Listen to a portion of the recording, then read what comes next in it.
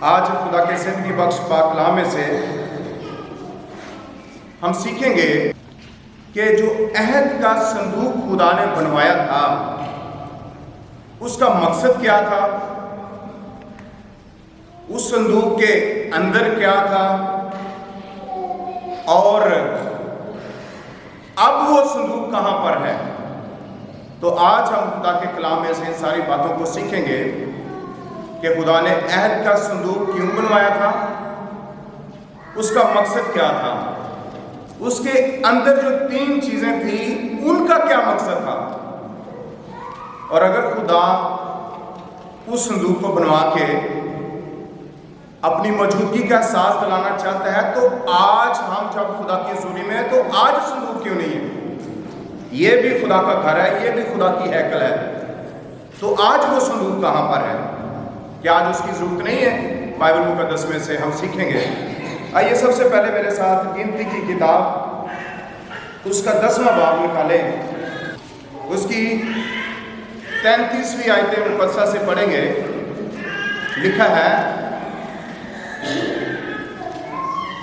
گنتی 10واں باب اس کی 33ویں آیت سے، پھر وہ خداوند کے پہاڑ سے سفر کر کے 3 دن کی راہ چلے، اور 3 دنوں کے سفر میں خداوند کے عہد کا صندوق ان کے لیے آرام کا تلاش کرتا ہوا ان کے آگے آگے چلتا رہا۔ اور جب وہ لشکرگاہ سے کوچ کرتے تو خداوند کا ابر دن بھر ان کے اوپر چھایا رہتا،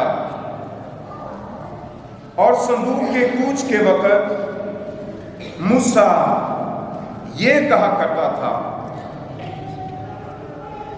اٹھ اے خداوند، تیرے دشمن پراگندہ ہو جائیں، اور جو تجھ سے کینہ رکھتے ہیں وہ تیرے آگے سے بھاگیں۔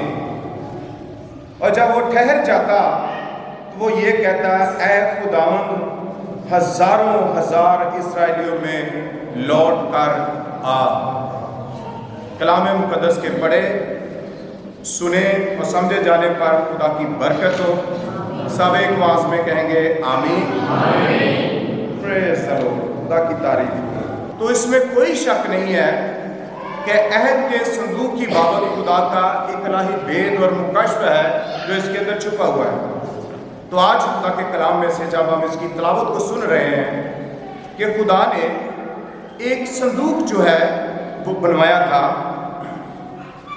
اور خدا نے ایک ایسا شخص چنا جو اس کام کو کرنے کے لائق تھا، اور بزلیل ایک شخص خدا کو ملا، یہودا کے قبیلے میں سے بزلیل ایک شخص تھا۔ خدا نے اس کو حکمت کی روح بخشی تھی، خدا نے اسے عقل مندی بخشی تھی، خدا نے اپنا فہم اس کو بخشا تھا، اور وہ اس لائق شخص تھا، اور خدا نے اس کو یہ کام دیا کہ تو ایک صندوق تیار کر۔ اور یہ جو صندوق تھا یہ کیکر کی لکڑی کا، خاص قسم کی لکڑی کا بنا ہوا صندوق تھا، اور اس کی جو لمبائی تھی وہ 4 فٹ تھی، ہم کہہ سکتے ہیں لائک دس، 4 فٹ اس کی لمبائی تھی، اور 2.5 فٹ وہ اونچا تھا، اور 2.5 فٹ ہی وہ چوڑا تھا۔ یہ صندوق خدا نے بنوایا، اور خدا کا جو مقصد اس صندوق کے بارے میں تھا، خدا نے جب اس کو بنایا تو جو خاص پہلے خدا نے اس کو خیمہ اجتماع میں رکھوایا، وہ خاص جگہ جہاں پر خدا کی حضوری ہوتی تھی، جہاں پر خدا کا ابر ٹھہرا رہتا تھا، خدا نے اس جگہ پر اس صندوق کو رکھوایا۔ خیمہ اجتماع بنوانے کا مقصد اور پھر اس میں صندوق بنوانے کا مقصد یہ تھا کہ خدا کی حضوری آدمیوں کے درمیان رہے۔ یہ سوال ہے جس کا جواب یہ ہے، کیوں بنوایا؟ کیونکہ خدا اپنی حضوری کو انسانوں کے درمیان، اپنے لوگوں کے درمیان قائم رکھنا چاہتا تھا۔ خدا نے اس وجہ سے عہد کا صندوق بنوایا اور اپنی موجودگی کا اور اپنی خاص حضوری کا احساس دلایا۔ تو اس کے اندر جو 3 چیزیں تھیں جو خدا نے رکھوائی تھی، وہ عبرانیوں کے خط میں سے جب 9ویں باب کی 4 آیت مقدسہ کو ہم پڑھتے ہیں تو اس میں ان تینوں چیزوں کا ذکر واضح طور پہ پایا جاتا ہے۔ نئے عہد نامے میں سے عبرانیوں کے نام پولس رسول کا خط، اس کا 9واں باب، اس کی 4 آیت کو میں آپ کے سامنے پڑھتا ہوں۔ اس طرح سے لکھا ہے، دوسری آیت سے، یعنی ایک خیمہ بنوایا گیا تھا، اگلے میں چراغ دان اور میز اور نظر کی روٹیاں تھیں، اور اسے پاک مکان کہتے ہیں، اور دوسرے پردے کے پیچھے وہ خیمہ تھا جسے پاک ترین کہتے تھے۔ اس میں سونے کا عود سوز اور چاروں طرف سونے سے مڑا ہوا عہد کا صندوق تھا۔ اس میں من سے بھرا ہوا سونے کا مرتبان۔ صندوق میں پہلی چیز کون سی تھی؟ اس میں من سے بھرا ہوا سونے کا مرتبان تھا، اور پھر پھولا پھلا ہوا ہارون کا عصا اور عہد کی تختیاں تھیں۔ ہاں میرے ساتھ ہیں؟ آئیے میرے ساتھ دہرائیں یہ تینوں چیزیں کیا تھی۔ پہلی چیز کیا تھی؟ من کا مرتبان تھا، اور دوسرا ہارون کاہن کا عصا تھا، اور تیسری چیز وہ تختیاں تھیں جس پر خدا نے 10 حکم لکھ کر موسیٰ کو دیے تھے۔ یہ سوالوں کے جواب ساتھ ساتھ ملتے جا رہے ہیں۔ عہد کا صندوق کیوں بنوایا تھا؟ خدا اپنی حضوری کو انسانوں کے درمیان میں قائم رکھنا چاہتا تھا، اور پھر اس کے اندر کیا تھا؟ یہ 3 چیزیں تھیں، اور آگے چل کے ہم دیکھیں گے کہ من رکھوانے کا کیا مقصد تھا، اور ہارون کاہن کا عصا رکھوانے کا کیا مقصد تھا، اور پھر جو 10 احکام کی تختیاں تھیں وہ رکھوانے کا مقصد کیا تھا۔ تو میرے عزیزو، یہ عہد کا صندوق خدا کی حضوری اور موجودگی کو ظاہر کرتا تھا، اور اسرائیلی لوگ جب وہ بیابان میں تھے، 40 سالہ بیابانی سفر کے اندر تھے، تو وہ اس عہد کے صندوق کو اٹھا کر ساتھ لیے جاتے تھے، اور جب وہ جنگ کرنے کے لیے جاتے تھے تو کیا کرتے تھے؟ وہ عہد کا صندوق ساتھ لے کے جاتے تھے۔ وہ کیوں لے کے جاتے تھے؟ وہ کیوں لے کے جاتے تھے؟ اس ایمان کے ساتھ کہ جنگ کرنے کے لیے ہمارا خدا ہمارے ساتھ جا رہا ہے۔ تو پھر خدا کی حضوری کے سبب سے، خدا کی موجودگی کے سبب سے، اگرچہ کئی دفعہ اسرائیلی لوگ تھوڑے بھی ہوتے تھے، اور مد مقابل ایک بہت زبردست فوج ہوتی تھی، تو کیا ہوتا تھا؟ اسرائیلی خدا کی حضوری کے سبب سے، خدا کی موجودگی کے سبب سے دشمن پر غالب آتے تھے، دشمن کو شکست دیتے تھے۔ اور خدا نے خاص یہ بات موسیٰ کو کہی کہ جب وہ عہد کا صندوق اٹھاتے تھے تو موسیٰ یہ کہتا تھا، اٹھ اے خداوند، تیرے دشمن پراگندہ ہو جائیں، اور تیرے سے کینہ رکھنے والے تیرے آگے آگے بھاگیں۔ موسیٰ جب کاہن عہد کے صندوق کو اٹھاتے تھے، لے کے چلتے تھے، تو موسیٰ یہ کہتا تھا، اور جب 4 کاہن جو مخصوص ہوتے تھے، جب وہ عہد کے صندوق کو کسی جگہ پر ٹھہراتے تھے، تو پھر موسیٰ کیا کہتا تھا؟ اے خداوند، ہزاروں ہزار اسرائیلیوں میں لوٹ کر آ۔ یہ بات خدا نے سکھائی تھی، یعنی اس ایمان سے کہ ہمارا خدا ہمارے ساتھ ہے، فتح دینے کے لیے، دشمن کو شرمندہ کرنے کے لیے، دشمن کو پراگنڈا کرنے کے لیے خدا کی قدرت ان کے ساتھ ساتھ ہوتی تھی، اور اسرائیلی لوگ جو تھے وہ فتح حاصل کرتے تھے، اور خدا کی حضوری میں گاتے ہوئے بجاتے ہوئے عہد کے صندوق کو لے کر یہ ایک گیت کی طرح جب گاتے تھے جیسے ہم گاتے ہیں، اے لشکروں کے رب، اے عہد کے صندوق، تو ہزاروں ہزاروں میں لوٹ کر آ۔ اور اس عہد کے صندوق کا مقام کون سا تھا؟ ایک پاک ترین مقام کے اندر اس کو رکھا جاتا تھا۔ اس کو اٹھانے کے لیے خوبصورت لباس کے ساتھ جو کہنوں کا لباس تھا، لاوی کے قبیلے سے چنے ہوئے 4 کاہن جو تھے وہ اسے اپنے کندھوں پر اٹھاتے تھے، کیونکہ یہ لکڑی کا بنا ہوا صندوق تھا اور چاروں طرف سونے سے مڑا ہوا تھا، اور اس کے دونوں سائڈوں پر، یا جیسے کہہ لیں 2 سائڈ پر خاص جو کنڈے تھے وہ بنے ہوئے تھے، جن میں چوبیں ڈال کر دو اس طرف سے لکڑی کی بنی ہوئی چوبیں جو تھی وہ ڈال کر تو کاہن اسے اپنے کندھوں پر اٹھاتے تھے، اور کوئی دوسرا شخص اس کو چھو نہیں سکتا تھا۔ اگر کوئی عہد کے صندوق کو کوئی دوسرا شخص چھو لیتا تو وہ مر جاتا تھا۔ اتنی خدا کی حضوری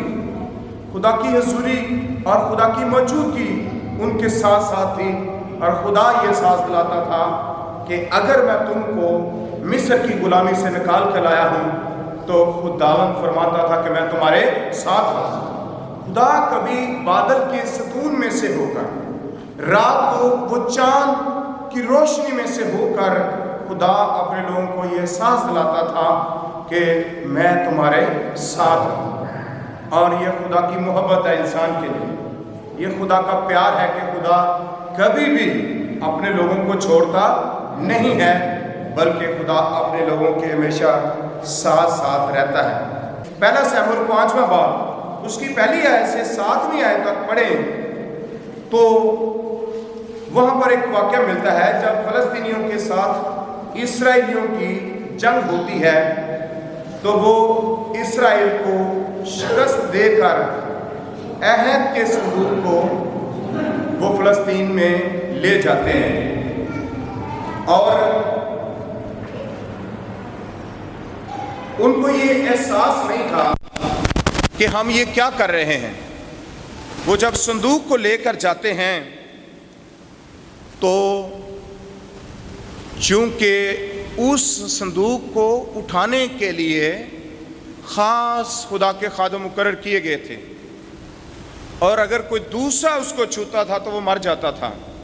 جیسے ہی فلسطین اس صندوق کو لے کر گئے تو ان کے درمیان میں ایک خطرناک وبا، ان کے جسم پر گلٹیاں جو ہیں، بائبل مقدس فرماتی ہے ان کے جسم پر گلٹیاں نکل آئیں، اور لوگ اس قدر اس بات سے تنگ ہونے لگے کہ انہوں نے جلدی سے اس صندوق کو دوسرے شہر میں شفٹ کر دیا۔ جب وہ صندوق دوسرے شہر میں گیا تو پھر وہاں پر بھی لوگوں کو گلٹیاں نکلنی شروع ہو گئیں، اور جب وہ وہاں سے تیسرے شہر میں گیا ہے تو وہاں پر بھی یہی کچھ ہوا، اور انہوں نے کہا کہ اس عہد کے صندوق کو، خدا کے صندوق کو واپس بھیج دیں، کیونکہ ہم اس کو اپنے درمیان میں رکھ نہیں سکتے۔ اور پھر انہوں نے اس صندوق کو واپس بھیج دیا۔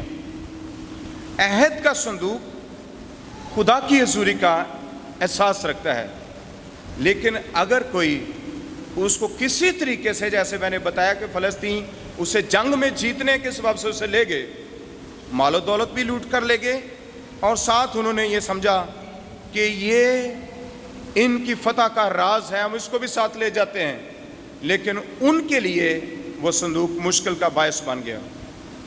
تو میرے عزیزو، بائبل مقدس میں عہد کے صندوق کو مختلف ناموں سے پیش کیا گیا ہے۔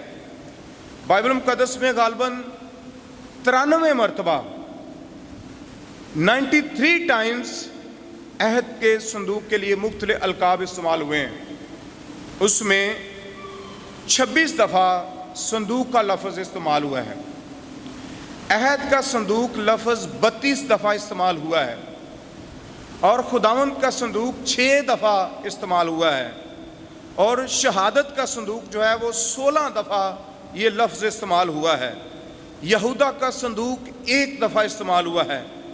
قدرت کا صندوق جو ہے 1 دفعہ استعمال ہوا ہے۔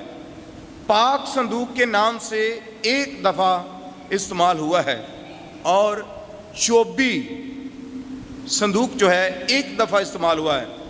دنیا کے مالک کا صندوق 1 دفعہ استعمال ہوا ہے۔ اس طرح ٹوٹل 93 دفعہ بائبل مقدس میں یہ لفظ جو ہے استعمال ہوا ہے۔ اس صندوق کے اندر جن 3 چیزوں کا ہم نے ذکر پڑھا ہے، وہ 3 چیزیں جو ہیں وہ ہم نے پڑھا ہے کہ اس میں ایک سونے کا مرتبان تھا جس میں من تھا، اور اس کی بابت بائبل مقدس ہماری مدد فرماتی ہے کہ یہ جو من تھا بیابان میں اسرائیلیوں کو خدا نے جو من کھانے کے لیے دیا تھا، اور یہ احساس دلایا تھا کہ میں تمہارا خداوند ہوں۔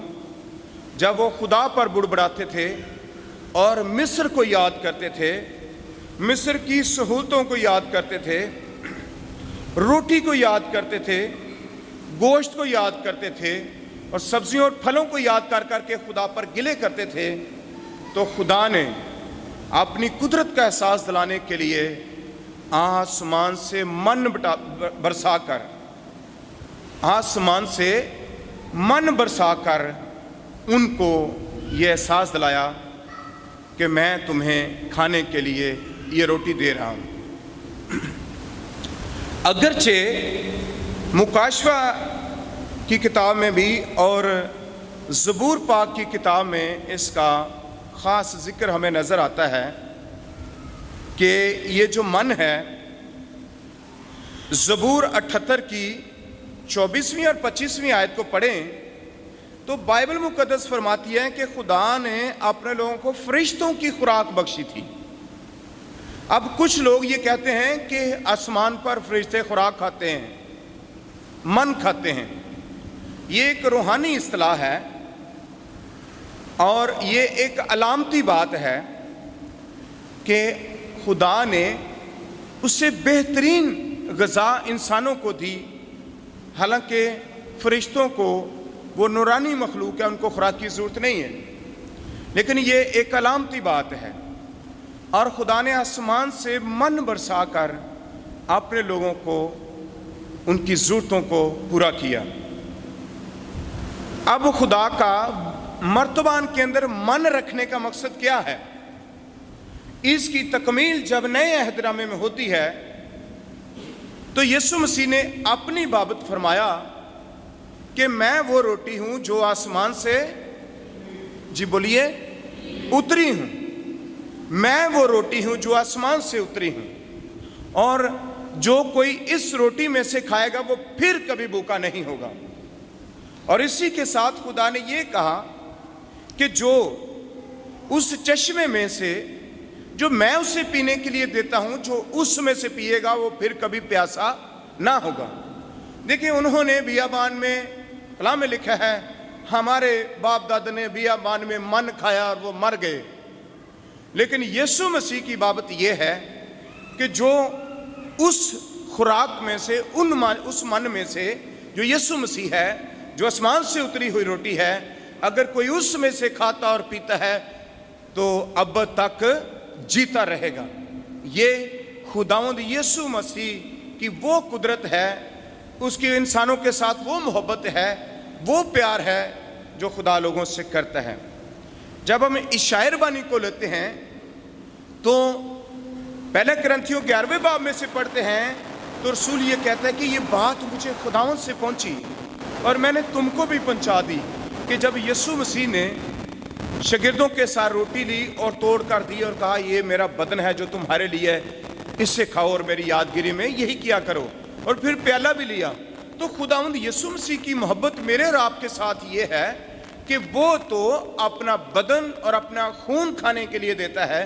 اسی سبب سے کہتا ہے کہ میں وہ روٹی ہوں جو آسمانوں سے اتری ہوں۔ اس روٹی کو کھا لیتا ہے جو یسوع دیتا ہے، تو پھر وہ کبھی بھوکا نہیں ہوتا ہے۔ اسرائیلی لوگوں نے گلے کر کر کے، خدا کو ناراض کر کے، خدا کو غصہ دلا کر، خدا کی غیرت کو للکار کر انہوں نے خدا سے مانگا اور خدا نے ان کو دیا۔ لیکن یہ نئے عہد نامے میں جو روٹی میں اور آپ یسوع مسیح کا بدن اور خون کھاتے ہیں، یہ ہمیں زندگی دیتی ہے۔ اس روٹی نے ان کو موت دی، لیکن میں اور آپ یسوع مسیح کا بدن اور خون کھانے کے سبب سے ہمیشہ زندہ رہتے ہیں۔ اور پھر دوسری بات، اس کے اندر دوسری چیز کون تھی؟ ہارون کاہن کا آسا تھا۔ پرانے عہد نامے میں اس بات کا ذکر ہے کہ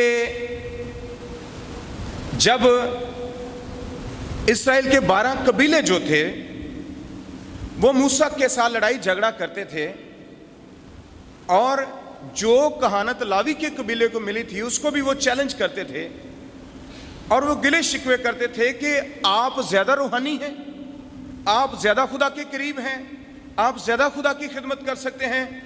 تو ان گلوں اور شکووں کے سبب سے موسیٰ نے خدا کے سامنے یہ کیس پیش کیا۔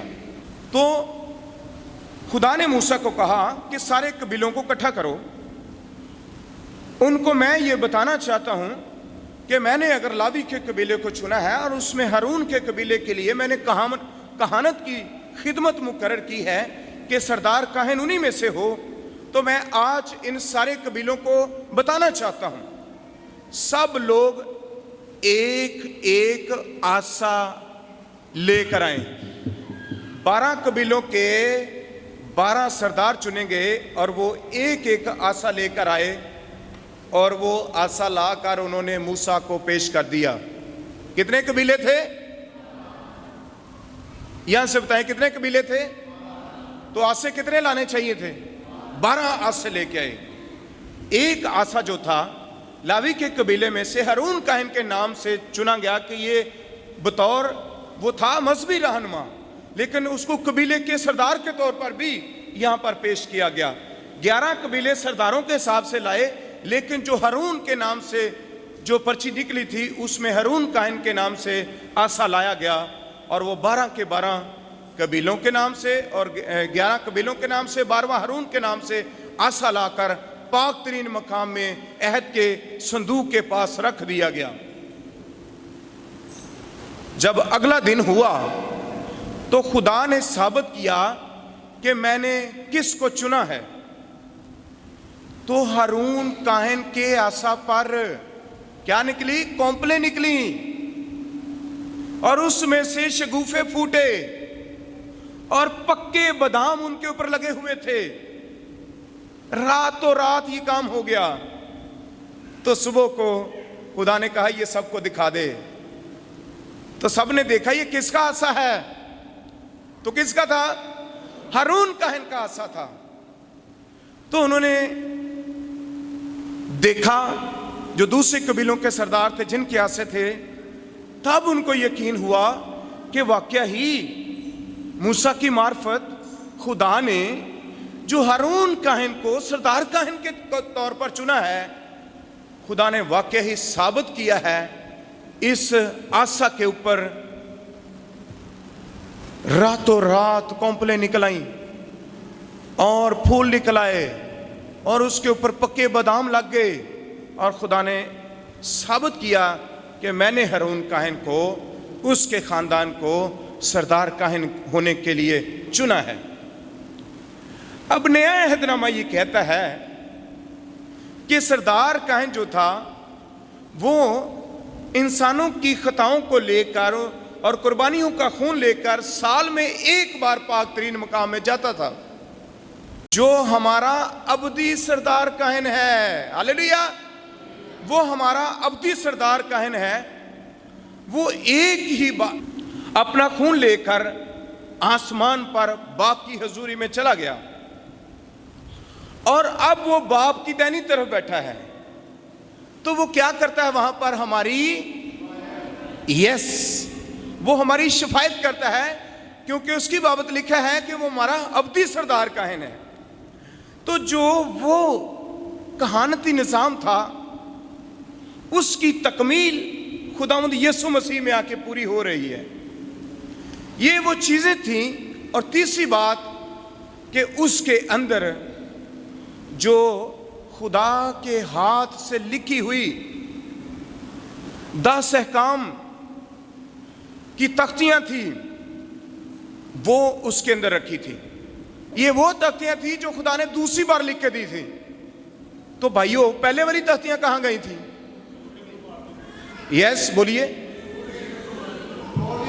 यस, मूसा ने गुस्से में आकर वो तख्तियां तोड़ दी थी, क्योंकि जब 40 दिन के बाद मूसा पहाड़ से नीचे आ रहा था तो लोगों ने ये सोचा कि मूसा पता नहीं अब ऊपर ही मार मुर गया होगा, पता नहीं उसने वापस आना कि नहीं। उन्होंने अपने लिए क्या कर लिया? सोने का बछड़ा बना लिया। और मूसा ने तैश में और गजब और गुस्से में आके जब वो तख्तियां यूं मारी और उनका जो बछड़ा था वो भी तबाह हुआ और वह तख्तियां जो थी वो टूट गई थी। तो फिर मूसा ने दूसरी बार जाके खुदा से ये तख्तियां लिखवाई थी जिनको खुदा ने अपने हाथ से लिख कर दिया था। और वो तख्तियां इस बात का थी, इस बात की नुमाइंदगी करती थी कि खुदा की शरीयत, खुदा के कवानीन ये इंसानों के लिए है ताकि इंसान इन पर दायमी तौर पर अमल करता रहे। तो ये तीनों चीज़ें जो हैं ये खुदा ने अहद के संदूक में बीच में रखवाई। और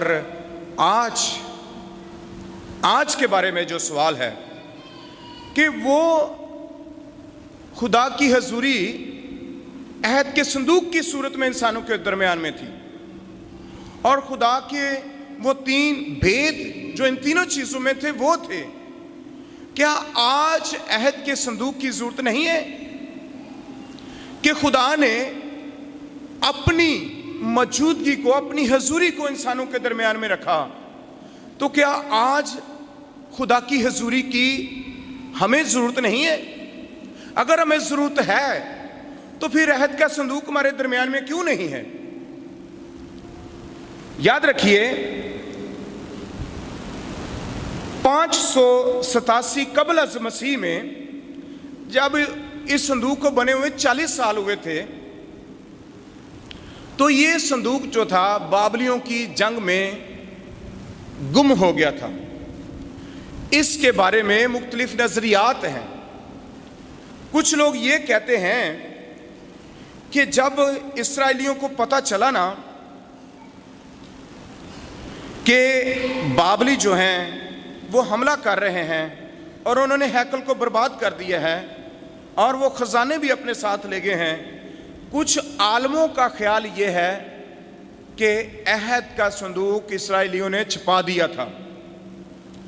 और ये पिसगा की चोटी पर भी इसका आता है कि पिसगा की चोटी पर इस्तिस्ना के आखिरी बाब में खुदा ने मूसा को कहा कि तू कनान में नहीं जा सकता, लेकिन तू पिसगा की चोटी पर चढ़ के वहीं से कनान को देख ले।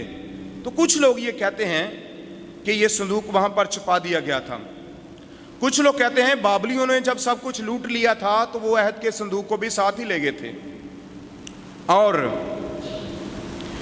इसके बारे में कई तरह के नजरियात हैं। एक नजरिया ये है कि खुदा ने अहद के संदूक को ऊपर आसमान पर उठा लिया था, क्योंकि खुदा उसकी कि कोई उसको छुए, कोई उसकी बेइज्जती करे, कोई उसकी बेहुरमती करे। कुछ उलमा का ख्याल है कि संदूक को ऊपर उठा लिया था। आइए बाइबल मुकद्दस में से इसको पढ़ते हैं, मुकाशवा की किताब में से, कि मुकाशवा की किताब इस संदूक की बाबत अभी मौजूदा हमारी क्या रहनुमाई करती है कि इस वक्त कहाँ है। मुकाशवा 11वें बाब की 19वीं आयत में लिखा है, और खुदा का जो मकदस आसमान पर है वो खोला गया और उस मकदस में उसके अहद का संदूक दिखाई दिया, और बिजलियां और आवाज़ें और गरजें पैदा हुईं और बुंचाल आया और बड़े ओले पड़े। कुछ उलमा का ख्याल ये है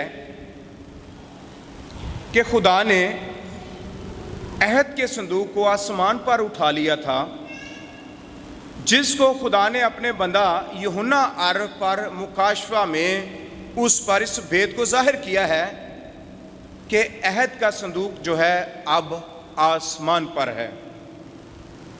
لیکن میرے عزیزو، یاد رکھیے، جتنے علماء نے عہد کے صندوق کی بابت اپنے نظریات پیش کیے ہیں،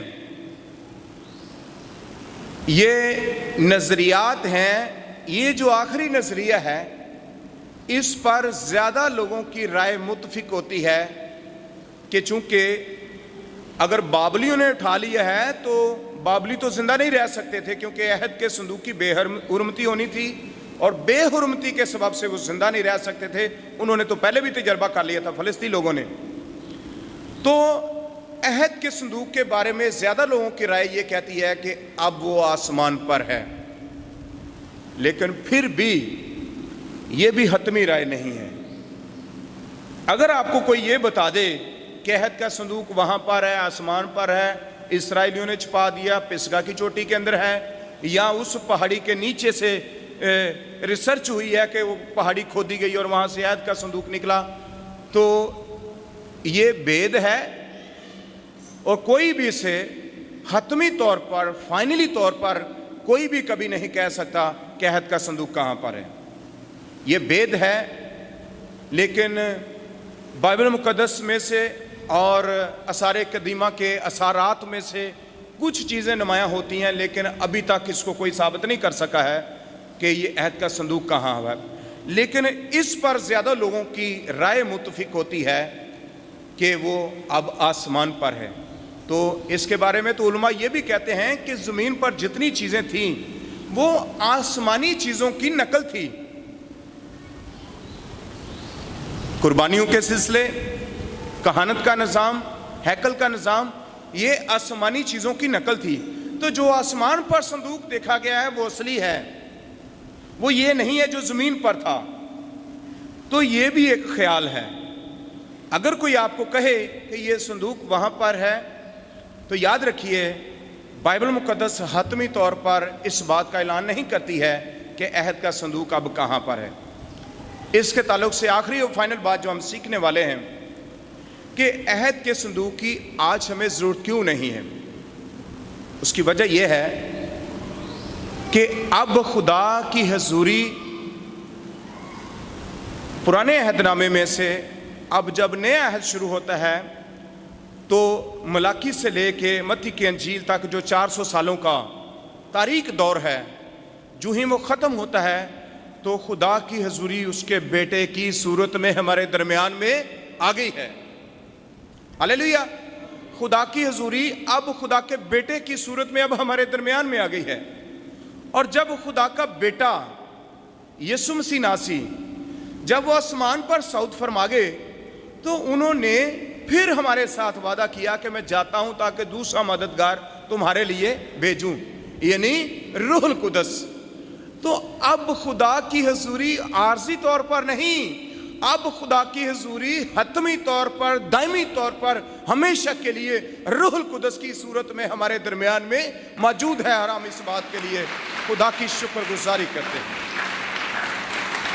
اب ہمیں عہد کے صندوق کی ضرورت نہیں ہے، کیونکہ اب تو اس سے کہیں بڑھ کے خدا کا بیٹا ہمارے ساتھ ہے اور روح القدس ہمارے اندر رہتا ہے، تو ہمیں اب عہد کی صندوق کی ضرورت نہیں ہے۔ شاید یہی وجہ ہو کہ خدا نے اپنے اس صلاحی انتظام کے مطابق واقعہ ہی اس صندوق کو اوپر اٹھا لیا ہو یا اسے غائب کر دیا ہو۔ یہ خدا کا بھید ہے، یہ بھید ہے، اسے بھید ہی رہنے دیجیے۔ اور میں آپ لوگوں سے کہوں گا، خادموں سے بھی یہ کہوں گا کہ جو اس کو کسی نہ کسی طریقے سے ثابت کرنے کی کوشش کرتے ہیں تاکہ میں ثابت کر دوں، دنیا نے تو ثابت نہیں کیا، میں ثابت کر دوں کہ عہد کا صندوق یہاں پر کہاں پر ہے اس وقت، تو کچھ لوگ آثار قدیمہ کے وہ جواز پیش کرتے ہیں کہ انہوں نے پہاڑ کھودا تو اوپر یسوع مسیح کی صلیب تھی، اور نیچے جو ہے پہاڑ کھودا تو نیچے سے عہد کا صندوق برآمد ہوا۔ یہ بھید کی بات ہے، اور اس کو بھید ہی رہنے دیجئے۔ کیونکہ کسی نے بھی ابھی تک اس کو ثابت نہیں کیا ہے، لیکن میں آپ کی تسلی کے لیے، آپ کی برکت کے لیے جو بات ہم نے سیکھ لی ہے وہی یہی ہے کہ اب ہمیں عہد کے صندوق کی ضرورت نہیں ہے، اب تو خدا خود ہمارے درمیان میں رہتا ہے۔ ہاللیلویہ! خدا ہمارے درمیان میں رہتا ہے، اس کا پاک روح ہمارے اندر رہتا ہے، اور اب ہمیں کسی صندوق کی ضرورت نہیں ہے۔ میرے عزیزو، آئیے اس کلام کی قدر کرتے ہوئے اور خدا کی محبت کو محسوس کرتے ہوئے کہ وہ کتنا ہم سے پیار کرتا ہے، پرانے عہد نامے کی چیزیں جو آئندہ کی چیزوں کا عکس تھیں، جو فضل کے دور کا عکس تھیں، وہ یسوع مسیح میں آ کے ہمیں ساری چیزیں پوری ہوتی نظر آ رہی ہیں۔ اور شریعت میں جو چیزیں ادھوری تھیں، دھندلی تھیں، عکس تھا، وہ نئے عہد نامے میں یسوع مسیح کی صورت میں، روح القدس کی صورت میں اب وہ ہمیں سب کچھ مل رہا ہے۔ اس بات کے لیے ہم خدا کی شکر گزاری کرتے ہیں۔ تو آئیے ایمان سے خدا کی حضوری کو اپنے اندر لے لیں۔ خدا آپ کے درمیان میں رہنا چاہتا ہے، خدا کا روح ہمارے اندر رہنا چاہتا ہے۔ خدا نے اسی لیے دوسرا مددگار روح القدس ہمارے لیے بھیج دیا، نہ صرف ہمارے ساتھ رہے بلکہ ہمارے اندر رہے۔ تو آئیے اس کی حضوری کو محسوس کرتے ہوئے اپنی آنکھوں کو بند کریں، اپنے سروں کو جھکائیں، آج کے کلام کے لیے خدا کی شکر گزاری کریں کہ خدا نے اپنا پیارا پاک روح ہمیں دے دیا ہے۔ وہ خود خدا ہے اور وہ خدا کی موجودگی کا بھی ہمیں احساس دلاتا ہے، اور خدا کی شکر گزاری ہو کہ اس روح کی قوت سے جب ایماندار بھر جاتے ہیں تو برکت اور مسا اور حضوری ان کی زندگیوں کے اندر ٹھہر جاتی ہے۔ آئیے میرے عزیزو، وقت ہے شکر گزاری کرنے کا۔ آئیے، جس نے اپنا بیٹا ہمیں دے دیا، پھر اپنے روح کو ہمارے لیے بھیج دیا، آئیے اس کی شکر گزاری کریں۔ آئیے سب ہاتھ آسمان کی طرف اٹھائے جائیں۔ آئیے شکر گزاری کے طور پر خدا کی محبت کی شکر گزاری کرتے ہوئے، خدا کے پیار، رحم اور ترس کی شکر گزاری کرتے ہوئے آئیے اپنے ہاتھ اٹھائیں اور خدا کی شکر گزاری کریں اور دعا مانگیں۔ ہاللیلویہ! مہربان آسمانی خدا باپ، ہم یسوع مسیح ناصری کے نام میں تیری شکر گزاری کرتے ہیں آج کے فتح مند دن کے لیے، تیرے زندگی بخش پاک کلام کے لیے، تیرے منہ کی سچی باتوں کے لیے ہم تیرا شکر کرتے ہیں۔ تیرے پاک بیٹے یسوع مسیح کے لیے جو ہمارے لیے صلیب پر قربان ہوا، اور تیرے پیارے روح القدس کے لیے تیرا شکر کرتے ہیں جو ہمارے ساتھ ساتھ رہتا ہے، ہمارے اندر رہتا ہے، ہمیں آئندہ کی باتیں بتاتا ہے، ہماری شفاعت کرتا ہے۔ او خدا، تیری شکر گزاری کرتے ہیں۔ اے خدا، یسوع کے نام میں آج تیرے تمام بیٹوں کے لیے، تیری بیٹیوں کے لیے میں برکت کی دعا کرتا ہوں، اور ان کے لیے سلامتی چاہتا ہوں، اور چاہتا ہوں کہ تیرا ہاتھ ہمیشہ تیرے لوگوں پر بڑا رہے۔ اے خدا، تیری حضوری کو اپنے اندر لے لیں۔ اے خدا، اب عہد کا صندوق تو ہمارے درمیان میں نہیں ہے، نہ ہمیں اس کی ضرورت رہی ہے، لیکن تیرا شکر کرتے ہیں تیرا بیٹا ہمارے ساتھ ہے، تیرا روح القدس ہمارے ساتھ ہے جو تیری نمائندگی کرتے ہیں۔ اے خدا، تیرا شکر ہو، اپنے لوگوں کو کثرت سے برکت دے، کثرت سے برکت دے۔ خداوند یسوع مسیح کے نام سے یہ دعا مانگتے ہیں، آمین۔